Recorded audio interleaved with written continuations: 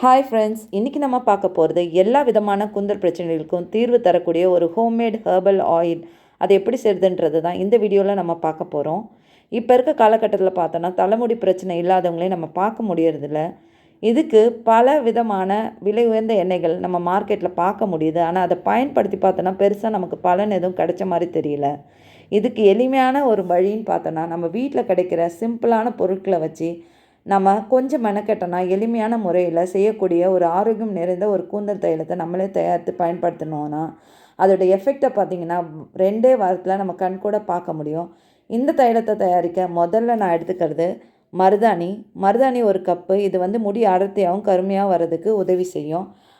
அடுத்தது கரிசலாங்கண்ணி, இது இளநரை வராமல் கருமையான ஹேர் க்ரோத்தை ப்ரொமோட் பண்ணும். நெக்ஸ்ட்டு செம்பருத்தி பூ முடியோட வெடிப்பை தடுக்கும். செம்பருத்தி இலை இளநரை, டேண்ட்ரஃப், ஸ்கேல்ப் இச்சினஸ்லேருந்து நம்மளை காப்பாற்றும்.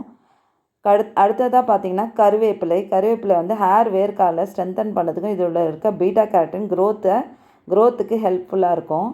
நெக்ஸ்ட்டு துளசி பார்த்திங்கன்னா ஸ்கேல்ப்பை கூலண்ட்டாக வச்சுக்கிறதுனால ப்ளட் சர்க்குலேஷன் அதிகமாகும். அடுத்தது ஆவாரம்பூ, இது ஸ்கேல்ப் இன்ஃபெக்ஷன்லேருந்து நம்மளை தடுக்கும்.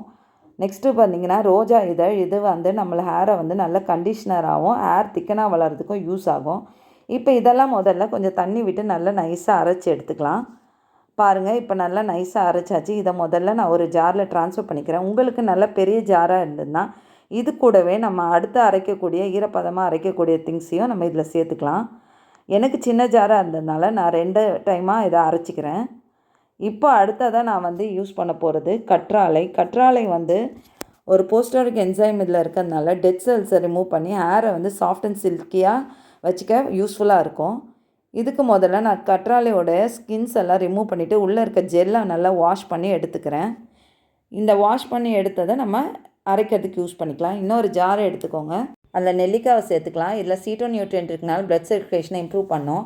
அடுத்து சின்ன வெங்காயம், இதில் சல்ஃபர் அதிகமாக இருக்கிறதுனால வழுக்கு தலையிலும் முடி வளர செய்யும். சின்ன வெங்காயத்தோட பூண்டு சேர்த்துக்கலாம். இதில் விட்டமின் சி ஹேர் க்ரோத்தை இம்ப்ரூவ் பண்ணும். அடுத்ததாக கற்றாழையை சேர்த்து நல்லா நைஸாக அரைச்சி எடுத்துக்கலாம்.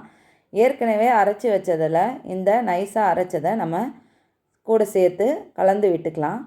இதுதான் நம்ம ஈரப்பதமாக அரைக்கக்கூடிய விஷயங்கள். அடுத்தது ட்ரையாக அரைக்கக்கூடிய விஷயங்களை நம்ம பார்ப்போம். அதுக்கு ஒரு ஜார் எடுத்துக்கோங்க. அதில் முதல்ல கருஞ்சீரகத்தை சேர்த்துக்கோங்க. இது ஆன்டி எக்ஸோடமிக் இருக்கிறதுனால வழுக்கையிலையும் முடி வளர செய்யும்.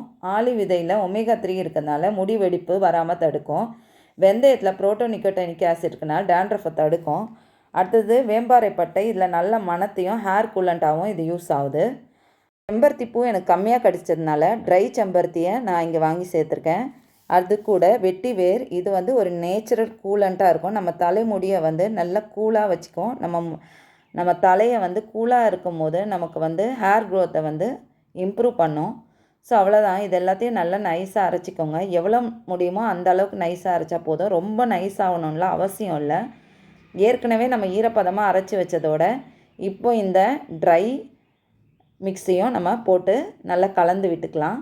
நல்லா ஒரு கரண்டி போட்டு நல்லா மிக்ஸ் பண்ணி விட்டுக்கோங்க. நல்லா ஒன்றோடு ஒன்று மிக்ஸ் ஆகிற மாதிரி நல்லா கலந்து விட்டுக்கலாம். இப்படி ட்ரையாக அரைச்சதை நம்ம இந்த ஈரப்பதத்தோடு சேர்க்கும் போது நமக்கு அதில் இருக்கிற ஈரப்பதம் குறையும். அதனால் நமக்கு ஈஸியாக உருண்டை பிடித்து காய வைக்கிறதுக்கு இது நல்ல யூஸ்ஃபுல்லாக இருக்கும். அதனால தான் நம்ம இந்த மாதிரி செய்கிறோம்.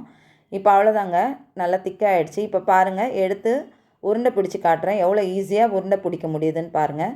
அவ்வளோதான். இந்த மாதிரி நம்ம எல்லாத்தையும் எடுத்து உருண்டை பிடிச்சி தட்டி ஒரு தட்டில் வச்சு வெயிலில் காய வைக்கணுதான். நம்ம இதை துணியில் காய வச்சோன்னா ஒட்டி எடுக்கும் போது கொஞ்சம் கஷ்டமாக இருக்குது. தட்டில்னா நல்லா ஈஸியாக இருக்கும். அதனால் நல்லா க்ளீனான தட்டில் நல்லா உருண்டை பிடிச்சி இந்த மாதிரி தட்டி வச்சுக்கோங்க. வெயிலில் ஒரு 2லேருந்து 3 நாள் நல்லா காய வச்சுக்கோங்க. எதுக்காக வெயிலில் காய வைக்கிறோன்னா நம்ம நிழலில் காய வச்சா இல்லை ஃபங்கஸ் வர்றதுக்கு நிறைய வாய்ப்புகள் இருக்குது. வெயிலில் காய வைக்கும்போது இதை 1 வருஷத்துலேருந்து 2 வருஷத்துக்கு நம்ம ஈஸியாக ஸ்டோர் பண்ணி வச்சுக்கலாம். எப்பப்போ தேவையோ இந்த ஸ்டோர் பண்ண வடையை எடுத்து நம்ம எண்ணெயில் போட்டு காசி நம்ம எண்ணெய் தயாரிச்சிக்கலாம்.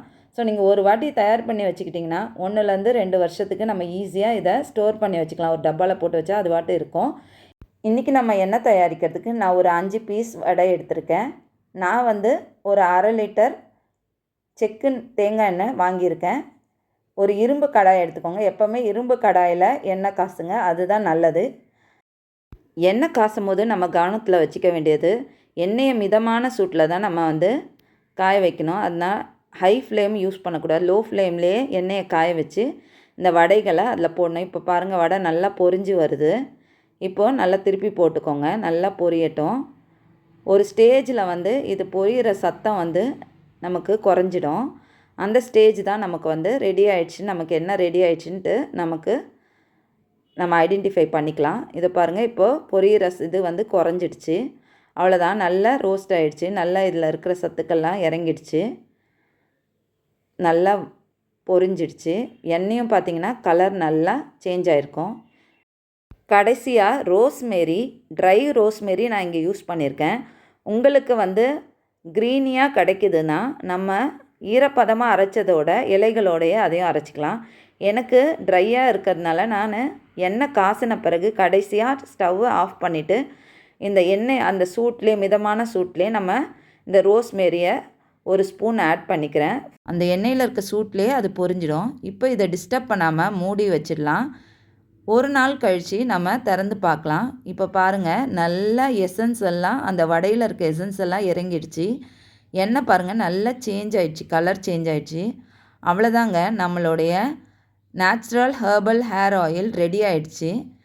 இதை நம்ம வடிகட்டி எடுத்து வச்சுக்கலாம். இந்த ஹேர் ஆயிலை நல்ல க்ளீனான கிளாஸ் பாட்டிலில் ஸ்டோர் பண்ணி வச்சுக்கோங்க.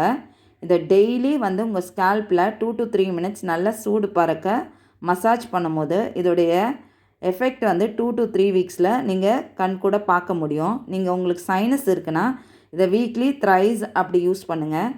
இப்போ நல்லா எஃபெக்டிவாக இருக்குன்னா நைட்டில் நல்லா மசாஜ் பண்ணிவிட்டு காலையில் எழுந்துச்சி நீங்கள் ஹேர் வாஷ் பண்ணிங்கன்னா ரொம்ப சில்கியாக ஹேர் வந்து நல்லா ஸ்மூத்தாக சில்கியாக இருக்கும்.